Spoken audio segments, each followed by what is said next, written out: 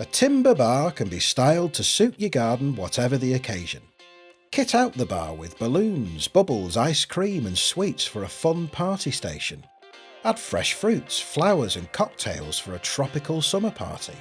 Or enjoy the evening glow of candles and lanterns while you enjoy your favourite glass of fizz. In this video, Kevin, who has over 30 years joinery experience, is going to show you how to construct the wooden bar step by step, using deck boards and timber. The materials for this project will cost under £400 and will take a DIYer with moderate skill approximately 8 hours to build. We recommend having another person on hand to help with the heavy lifting. Look out for this icon during the video for our DIY top tips. Find the complete tools and cutting lists at the end of this video, or visit the Ideas and Advice Hub at wickes.co.uk for step-by-step instructions including an assembly plan. To begin, select the area of your garden where the bar will be constructed. We recommend the bar is built on a solid base of concrete slabs, patio stone or decking. Start by neatly stacking your timber close by in separate piles. Set up your workbench and chop saw close to the piles of timber for ease of construction.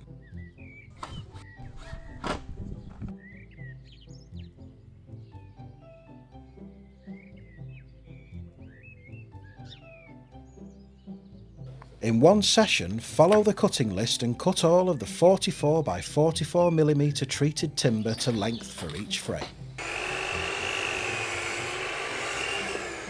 Store the cut lengths for each frame in separate piles as you go.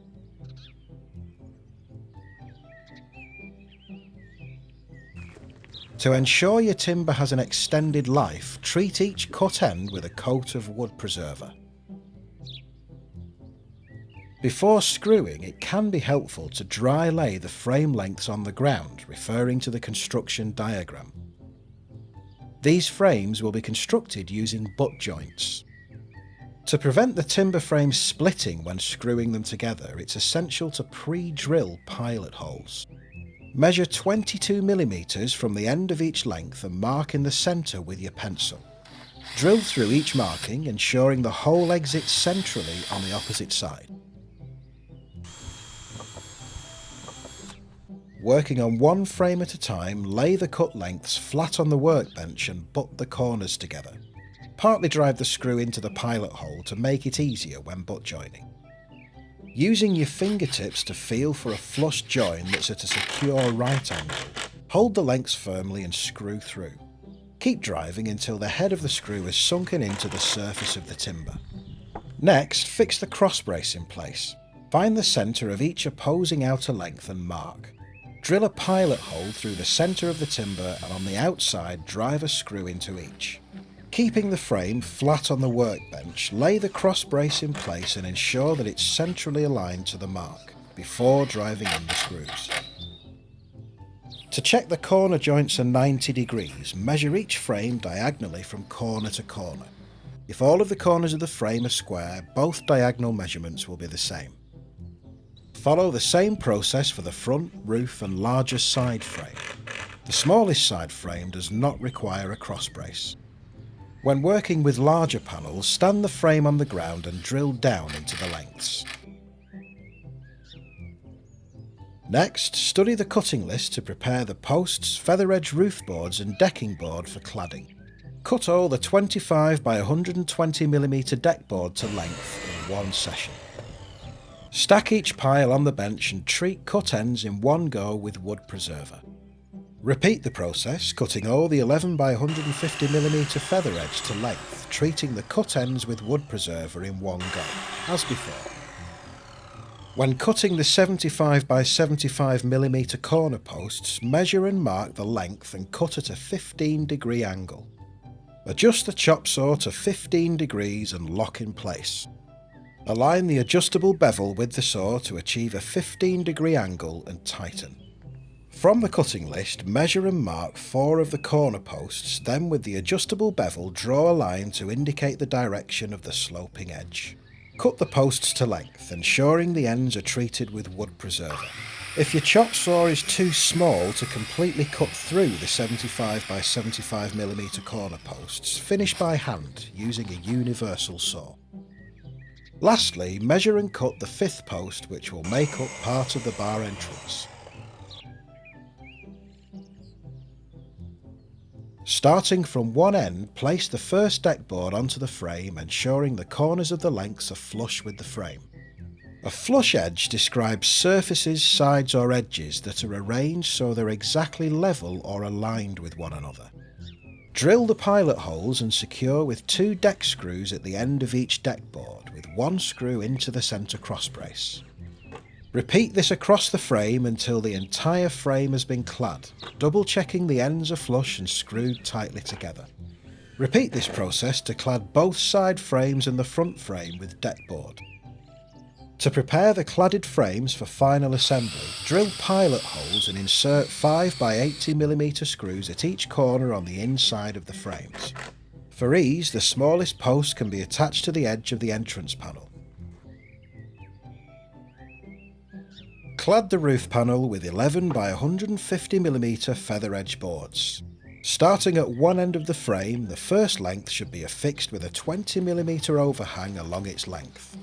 Screw through the thicker part of the board to the frame using the 3 by 40mm screws. Use a 100mm long spacer to quickly and evenly align each layer of feather edge board. When the next length of feather edge board is in place, make sure that the screws are driven through both the new board and overlapped existing board when fixing to the frame. Use 1 screw at either end of each board and 1 screw into the centre of the cross brace to secure.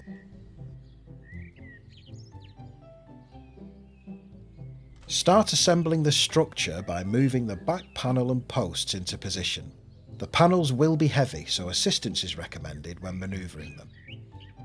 Screw the first medium post onto the back panel, ensuring that the cut angle is sloping towards the back of the bar. Next, screw into place the long side panel.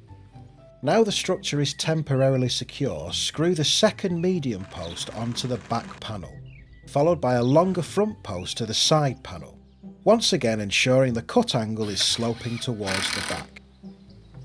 Screw the front panel of the bar and last long corner post into place. Then affix the shorter end panel with the smallest post to create the entrance. With assistance, lift the roof onto the frame. Screw down through the roof frame with 5 by 80mm screws into the ends of each post.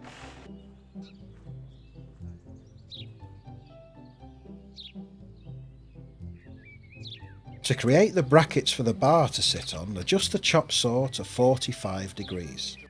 Using a length of 38 by 63mm treated stud work, measure 20mm across one end and cut the corner off at 45 degrees. Then, resetting the chop saw to 90 degrees, measure 125mm from the same end, mark and cut.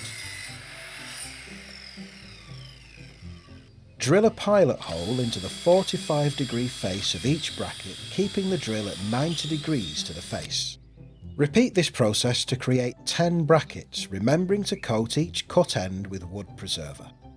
Screw 6 brackets to the outside of the 4 posts and 1 in the centre on the front panel. These should sit flush with the top of the side and front panels. To make the bar tops, you'll need to measure the structure of your bar. To make the front worktop, measure the width from external post to external post. For the side worktops, measure from the back posts to the front post plus the width of the deck board. For the internal worktops, measure from inner post to inner post. Using 25 by 120mm deck board, cut the lengths to size, then adjust the chop saw to 45 degrees. On the 2 side worktops, mark the centre point at each end and cut off a 45-degree angle on the outside edges. Finish by treating the cut ends with a coat of wood preserver.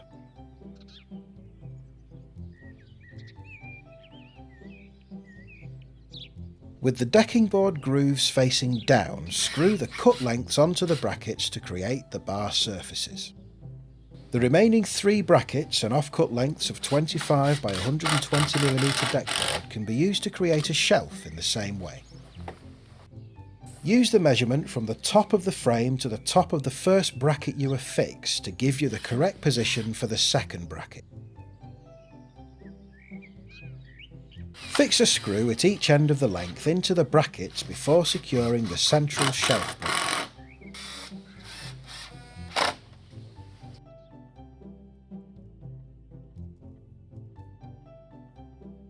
Create a roof fascia by measuring the front of the roof frame and cut a length of 25 by 120mm deckboard. Screw this to the front of the bar with the grooves hidden, ensuring that it sits proud to conceal the feather edge roof boards. A proud finish refers to a material that protrudes slightly above another surface, so it's sticking out beyond the flush edge. For the side fascias, measure from the front fascia to the back of the roof frame. Set the chop saw to 15 degrees and cut 2 lengths of 25 by 120mm deckboard with parallel cut angles at each end. Screw these to the sides of the roof frame, ensuring a neat butt joint to the front fascia and that the lengths sit proud of the panel to conceal the feather edge cladding. Finally, with additional deckboard, a fascia can be fitted to the bottom of the bar to complete the look. Once the bar is constructed, you're ready to go. The timber for this project is pressure treated for an enhanced performance against rot and decay, which is further strengthened by sealing and preserving the cut ends during construction. To keep it looking great for longer, we recommend a wash down and coat of wood preservative once a year. Whether you prefer natural muted tones or fancy getting creative with exterior paints, we suggest letting the structure acclimatise for at least 2 weeks before paint, oil, varnish or wood stains are applied.